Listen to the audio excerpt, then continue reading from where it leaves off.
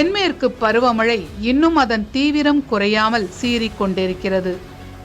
கட்டற்ற வேகத்தில் பாயும் பெரு வெள்ளங்களும் குறுகிய நேரத்தில் கொட்டி தீர்த்துவிட்டு போகும் திடீர் கனமழைகளுமாக இந்த பருவமழை காலம் அச்சுறுத்தி கொண்டிருக்கிறது. இதன் போக்கு அடுத்து வடகிழக்கு பருவமழை காலத்திலும் எதிரொலிக்கும் என்றே கணிக்கப்படுகிறது. வரப்போகும் இந்த பருவமழை காலம் தமிழகத்திற்கு எப்படி இருக்க போகிறது? சென்னை வரும் மழைக்காலத்தில் வெள்ள பாதிப்பிலிருந்து தப்பிக்குமா? இந்த தென்மேற்கு பருவமழை காலம் எப்படி கடந்து கொண்டிருக்கிறது என்று விரிவாக பேசப் போகிறோம். தென்மேற்கு பருவமழை இந்த ஆண்டு மே 24ஆம் தேதி தொடங்கியது. கேரளா மற்றும் கர்நாடக மாநிலங்களில் வழக்கத்திற்கு மாறான அதி கனமழையுடன் இந்த பருவமழை தொடங்கியிருந்தது. குஜராத், ஹிமாச்சல பிரதேசம், உத்தராகண்ட், ஜம்மு காஷ்மீர், தெலுங்கானா என பல மாநிலங்கள் ஒரே நாளில் பெய்யும் அதீத மழை, தொடர் மழை என அவ்வப்போது தத்தளித்து வருகின்றன. இந்த தென்மேற்கு பருவமழை காலத்தில் இதுவரை மிக அதீதமாக மழை பெய்த 10 நிகழ்வுகளை பார்க்கலாம். அப்போதுதான் இதன் வீரியம் புரியும். மே மாத இறுதியில் அசாமின் சில்சார் பகுதியில் எதிர்பாராத விதமாக அதீத பெருமழை பெய்தது. ஒரே நாளில் அந்த மழையின் அளவு 41.5 சென்டிமீட்டராக பதிவாகியது. மே மாத இறுதியில் வடகிழக்கு மாநிலங்களில் ஏற்பட்ட வெள்ளம் மற்றும் நிலச்சரிவுகளில் மட்டும் 30 பேர் உயிரிழந்தனர். கடந்த ஜூன் 16ஆம் தேதி குஜராத்தின் போதாத் நகரத்தில் 31 சென்டிமீட்டர் அளவுக்கு ஒரே நாளில் மழை பதிவானது. ஹிமாச்சல பிரதேச மாநிலம் மண்டியில் இந்த சீசனின் அதீத மழைகள் 2 முறை பதிவாகின. ஜூலை 1ஆம் தேதி 20 சென்டிமீட்டரும், அடுத்து ஜூலை 29ஆம் தேதி 2வது முறையாக அதே அளவும் மழை கொட்டியது. ஷிம்லா, மண்டி, சம்பா மாவட்டங்களில் ஜூலை மாதத்தில் மட்டும் 90 சென்டிமீட்டர் அளவுக்கு மழை கொட்டி தீர்த்தது. இந்த மாவட்டங்களில் மேக வெடிப்புகளும் நிலச்சரிவுகளும் அதிக அளவில் நேரிட்டன. ஜூலை 27ஆம் தேதி தெலுங்கானா மாநிலம் வெங்காபுரத்தில் 24 மணி நேரத்தில் 25.5 சென்டிமீட்டர் அளவுக்கு மழை பெய்தது. ஆகஸ்ட் 5ஆம் தேதி ஹரித்வாரில் 24 மணி நேரத்தில் 30 சென்டிமீட்டர் அளவுக்கு பெய்த மழையால் திடீர் வெள்ளப்பெருக்குகளும் நிலச்சரிவுகளும் நேரிட்டன. ஆகஸ்ட் 19ஆம் தேதி மகாராஷ்டிராவில் மழை ஆட்டிப்படைத்தது. தாம்ஹினி கட்டில் 24 மணி நேரத்தில் 57.5 சென்டிமீட்டர் அளவுக்கு மழை பெய்தது. இந்த அளவு மழையை யாரும் எதிர்பார்க்கவே இல்லை. அதேபோல பிஹ்ராவில் 56.8 சென்டிமீட்டர், ஷிர்கானில் 43 சென்டிமீட்டர் அளவுக்கு அதிகபட்ச மழை பதிவானது.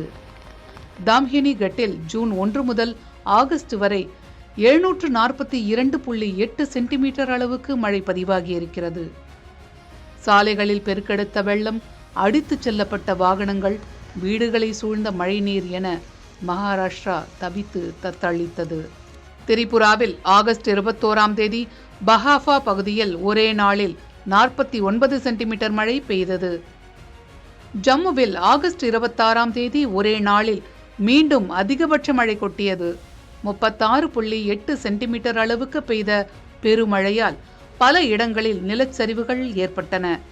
இதில் 30க்கும் அதிகமானவர்கள் உயிரிழந்தனர். அதேபோல ஆகஸ்ட் 27ஆம் தேதி ஒரே நாளில் துவாரகா மற்றும் ஜாம்நகரில் 38 சென்டிமீட்டர் மழை கொட்டியது. அதே நாளில் தெலுங்கானாவில் நிர்மல் மாவட்டத்தில் வெறும் 4 மணி நேரத்தில் 28 சென்டிமீட்டர் அளவுக்கு மழை அதீத சீற்றத்துடன் கொட்டி தீர்த்தது. இந்த 10 சம்பவங்களும் இந்த தென்மேற்கு பருவமழை காலத்தில் இதுவரை பதிவானவற்றில் மிக அதீத மழைக்கான விவரங்கள். தவிர தொடர் மழையும் பாதிப்புகளை ஏற்படுத்திக் கொண்டே இருக்கின்றன. இந்த அதீத மழைக்கான காரணங்களை விவரிக்கிறார் வானிலை ஆய்வாளர் ஹேமச்சந்திரன்.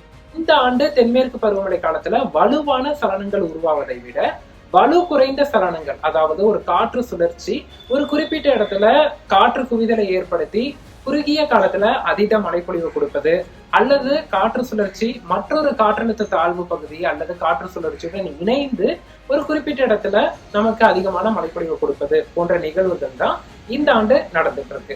அதே போன்ற ஒரு காரணிகள் தொடர்ந்து நிகழ்வதன் காரணமா நமக்கு அடுத்து குறுகிய காலத்துல பெருமழை நிகழ்வு, மேக வெடிப்பு போன்ற மழை நிகழ்வுகளை பார்த்துட்டு இருக்கோம். ஹிமாச்சல பிரதேசம், உத்தராகண்ட், ஜம்மு காஷ்மீர் மாநிலங்கள் இந்த முறை அதிக அளவு மேக வெடிப்பு ஏற்படுத்தும் பெருமழையால் பாதிக்கப்பட்டு வருகின்றன. காணும் இடங்களெல்லாம் நிலச்சரிவுகள், கட்டுக்கடங்காமல் அதீத வேகத்துடன் அடித்து கொண்டு பாய்ந்தோடி வரும் பெருவெள்ளம், தண்ணீர் மூழ்கடித்த கிராமங்கள், நிலம் தெரியாத நீர் பூமியான வயல்வெளிகள் என நினைத்து பார்க்க முடியாத பேரிடர்களை நிகழ்த்தி கொண்டிருக்கிறது இந்த தென்மேற்கு பருவமழை. ஹிமாச்சல பிரதேசத்தில் புனித யாத்திரைக்கு சென்ற யாத்ரீகர்களின் நிலையோ கற்பனைக்கு கூட எட்டாது. திடீர் நிலச்சரிவால் துண்டிக்கப்பட்ட சாலைகளிலும் எதிர்பாரா தருணத்தில் மூழ்கடித்த மண் சரிவாலும் எண்ணற்ற உயிர்கள் பறிபோயிருக்கின்றன. மணிமகேஷ் யாத்திரை ஆகஸ்ட் 17ஆம் தேதி தொடங்கி செப்டம்பர் மாதத்தில் முடிவடைவது வழக்கம். மணிமகேஷ் ஏரிக்கு செல்ல சம்பா, பர்மோர், ஹட்சார் வரையிலான 13 கிலோமீட்டர் யாத்திரையில் சன்சோ பகுதியில் இரவில் மக்கள் தங்கிச் செல்வார்கள். மற்றொரு வழித்தடம் இருந்தாலும் பெரும்பாலான யாத்ரீகர்கள் இந்த வழித்தடத்தில்தான் பயணப்படுவார்கள். ஆனால் செம்பா பகுதியில் பெய்த கன மழையால் ஆகஸ்ட் 20 முதலே யாத்திரை நிறுத்தப்பட்டது. பார்மார் பகுதியில் சாலைகள் துண்டிக்கப்பட்டதாலும் செல்போன் இணைப்புகள் துண்டிக்கப்பட்டதாலும் தகவல் தொடர்பு முற்றிலும் துண்டிக்கப்பட்டு நிலைமையை மேலும் சிக்கலாக்கியது. அடுத்து என்ன நடக்கப் போகிறது என்று தெரியாது. மழை எப்படி இருக்கும், வேறு எங்கு நிலச்சரிவு நடந்திருக்கிறது, எப்படி போக வேண்டும் என்று தெரியாமல் ஆயிரக்கணக்கான யாத்ரீகர்கள் சிக்கிக் கொண்டனர். இந்த யாத்திரைக்கு சென்று நடுவழியில் சிக்கிக் கொண்டவர்கள் சுமார் 50 கிலோமீட்டர் தூரத்திற்கு நடந்தே செல்ல வேண்டிய நிலைக்கும் தள்ளப்பட்ட சம்பவம் நடந்தது. 3000த்திற்கும் அதிக யாத்ரீகர்கள் பத்திரமாக மீட்கப்பட்டாலும் இன்னும் பலர் உதவிக்காக காத்திருக்கிறார்கள். மீட்பு மற்றும் நிவாரணப் பணிகள் தொடர்ந்து நடந்து கொண்டே இருக்கின்றன. ஹிமாச்சல பிரதேசத்தில் இந்த பருவமழை காலத்தில் மட்டும் 91 பெருவெள்ளங்களும் 45 மேக வெடிப்புகளும் 93 பெரிய அளவிலான நிலச்சரிவுகளும் ஏற்பட்டதாக அந்த மாநிலத்தின் பேரிடர் கட்டுப்பாட்டு மையம் தெரிவிக்கிறது. மழை தொடர்பான விபத்துகளில் ஜூன் 20 முதல் ஆகஸ்ட் 30 வரை அந்த மாநிலத்தில் 320 பேர் வரை உயிரிழந்துள்ளனர். இன்னும் 40 பேரை காணவில்லை என்பதால் உயிரிழப்பு அதிகரிக்கும் என்று அஞ்சப்படுகிறது. இன்னும் தென்மேற்கு பருவமழை காலம் முடிவடையவில்லை. ஜம்மு மற்றும் காஷ்மீரில் பெய்து வரும் கனமழை காரணமாக தவி நதியின் மீது இருந்த 4வது பாலம் இடிந்து விழுந்தது. பாலம் இடிந்ததால் அந்த பகுதியில் போக்குவரத்து முழுவதுமாக துண்டிக்கப்பட்டது. சம்பவ இடத்திற்கு உடனடியாக விரைந்த இந்திய ராணுவ பொறியாளர் படையினர் துரிதமாக செயல்பட்டு ஒரு புதிய பெய்லி பாலத்தை கட்டினர். போர்க்கால அடிப்படையில் அமைக்கப்பட்ட இந்த பாலம் அனைத்து வகை வாகனங்களும் கடந்து செல்லும் வகையில் வடிவமைக்கப்பட்டுள்ளது. உத்தராகண்ட் மாநிலத்தில் பத்ரிநாத் யாத்திரை வழித்தடத்தில் உள்ள அணிமுத் அருகே மலையே பெயர்ந்தது போன்ற மண் சரிவில் பெரிய பாறை ஒன்று உருண்டு விழுந்ததால் நெடுஞ்சாலை முழுவதுமாக மூடப்பட்டது. பாறை விழுந்ததால் பத்ரிநாத் செல்லக்கூடிய சாலை முழுவதுமாக துண்டிக்கப்பட்டிருந்தது. குஜராத்தின் ஹிம்மத் நகர் பகுதியில் தொடர் கனமழையால் பல பகுதிகள் வெள்ளத்தில் மூழ்கின. சமூக வலைதளங்களில் வெளியாகி வரும் வீடியோக்களில் தெருக்களில் வெள்ளம் பெருக்கெடுத்து ஓடுவதும் அதில் கார்கள், வாகனங்கள் அடித்துச் செல்லப்படுவதும், சில இடங்களில் கார்களின் மேற்கூரைகள் மட்டுமே தெரியும்படி முழுவதுமாக நீரில் மூழ்கி இருப்பதும் தெரிகிறது. கனமழையால் தாழ்வான பகுதிகளில் வசிக்கும் மக்கள் பாதுகாப்பான இடங்களுக்கு மாற்றப்பட்டனர். சண்டிகர் மணாலி தேசிய நெடுஞ்சாலையில் கோத்தி நாளா பகுதியில் அடுத்தடுத்து நிலச்சரிவுகள் ஏற்பட்டன. இதனால் அந்த தேசிய நெடுஞ்சாலை மீண்டும் மூடப்பட்டது. பெரிய பாறைகள் மற்றும் மண் சரிந்து சாலை முழுவதும் பரவியதால் இருபுறமும் நூற்றுக்கணக்கான வாகனங்கள் சிக்கி தவிக்கும் நிலை ஏற்பட்டது. நிலச்சரிவு மற்றும் வெள்ளப்பெருக்கு காரணமாக சண்டிகர் மணாலி நெடுஞ்சாலை தொடர்ந்து பாதிக்கப்பட்டு வருகிறது. பஞ்சாப் மாநிலமும் பெருமழையின் பிடியில் சிக்கி தவித்துக் கொண்டிருக்கிறது. சுமார் 1000 கிராமங்கள், 61,000 ஹெக்டேர் விளை நிலங்கள் நீரால் சூழப்பட்டுள்ளன. சட்லஜ், பியாஸ், ரவி ஆகிய ஆறுகள் பொங்கி பெருக்கெடுத்து பாய்கின்றன. ஹிமாச்சல் மற்றும் ஜம்மு காஷ்மீரில் பெய்யும் கனமழையின் விளைவுகளை பஞ்சாப் சந்தித்துக் கொண்டிருக்கிறது. எண்ணற்ற நிவாரண முகாம்கள் அமைக்கப்பட்டு மக்கள் பாதுகாப்பாக தங்க வைக்கப்பட்டுள்ளனர். அமெரிக்கா, சீனா உள்ளிட்ட பல நாடுகளிலும் இதே போன்ற பெரு வெள்ளங்கள் அண்மையில் ஏற்பட்டதை சுட்டிக்காட்டும் நீரியல் வல்லுநர் சிவசுப்பிரமணியன் பருவநிலை மாற்றமே இதற்கு முக்கிய காரணம் என்கிறார். இதில் பார்த்தீங்கன்னா இப்போ இந்த வருஷம் நிறைய விஷயங்களை நம்ம பார்க்குறோம், நாடு முழுவதுமே, ஈவன் வேர்ல்டு லெவல்லையே. இப்போ இன்னும் இமயமலை பகுதியெல்லாம் பார்த்திங்கன்னா கிராமமெல்லாம் அழிஞ்சிட்டு போகுது. அதை நம்ம என்ன சொல்கிறோன்னா மேக வெடிப்பு, என்விரான்மெண்டல் சேஞ்ச்.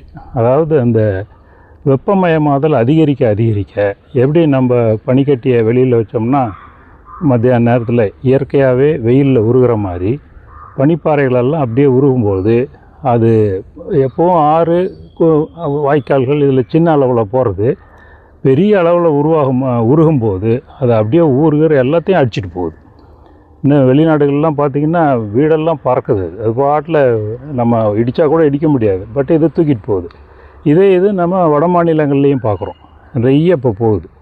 இந்தியாவில் ஒரு முக்கியமான விஷயம் என்னென்னா, தென்மேற்கு பருவமழை தமிழ்நாட்டை விட மற்ற எல்லா மாநிலங்களுக்கும் முக்கியமானது. எஸ்பெஷலி வடகிழக்கு மற்றும் வடக்கு மாநிலங்கள் அவையெல்லாம் பார்த்திங்கன்னா எக்கச்சக்கமான மழை இந்த ஒரு 4 மாதத்துக்குள்ளே பெஞ்சு முடிச்சிடும். கிட்டத்தட்ட 75% அந்த மழை ஃபுல்லாக ஆண்டுக்கு வரக்கூடியது இதில் வந்துடும்.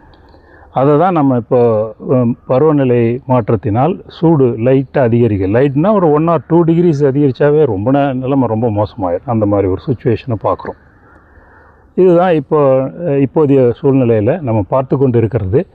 இதை தவிர்க்கணும் அப்படின்னா வெப்பமயமாதலை தவிர்க்க வேண்டும்.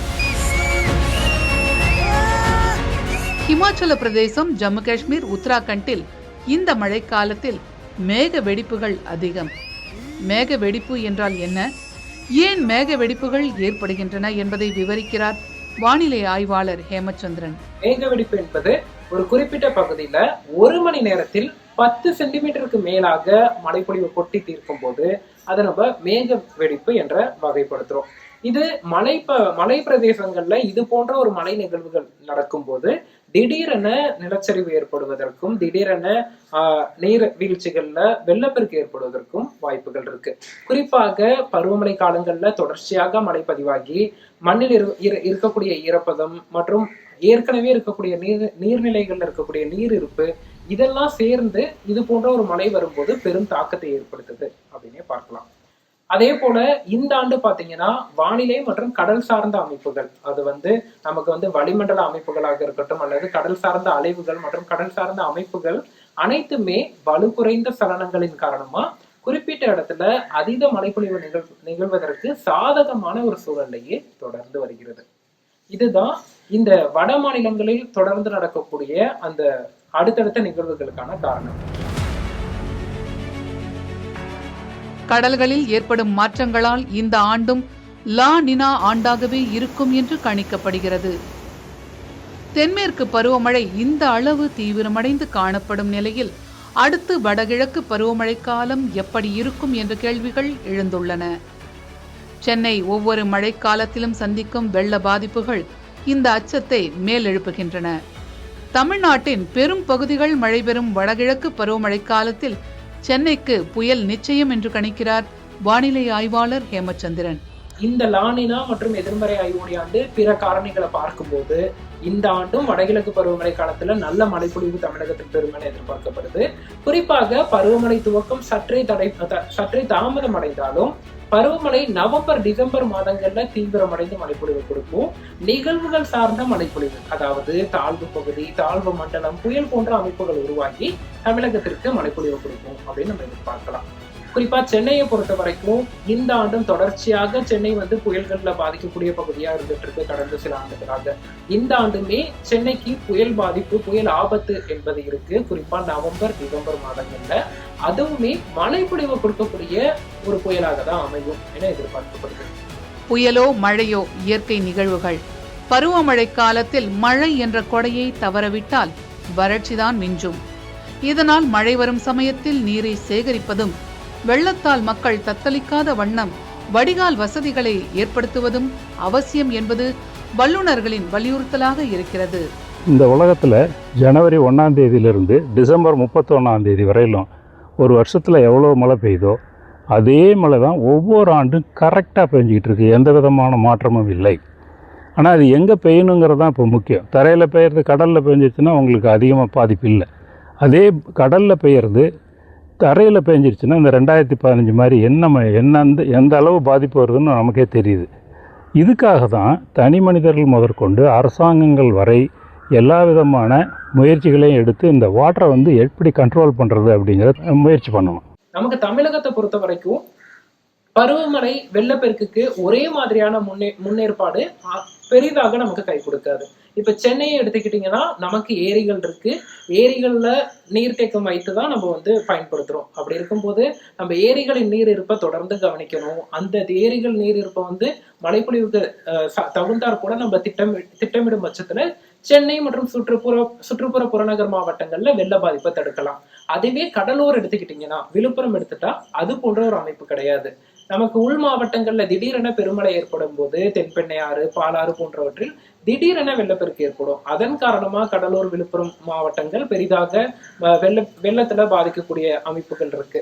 அப்படி பார்க்கும்போது ஒவ்வொரு மாவட்டத்திற்கும் அந்த மாவட்டம் சார்ந்த முன்னேற்பாடுகளை தற்போதைய அரசு எடுக்கும் பட்சத்துல நமக்கு அது பருவமழை காலத்துல கை கொடுக்கும்னு நம்பலாம். நீர் மேலாண்மை கட்டமைப்புகளில் அரசு எந்த அளவு கவனம் செலுத்த வேண்டியது முக்கியமோ அதே அளவுக்கு மக்களும் மழைக்கான முன்னேற்பாடுகளை செய்து கொண்டு பருவ மழையை எதிர்கொள்ள தயாராவதும் கட்டாயமாகி இருக்கிறது.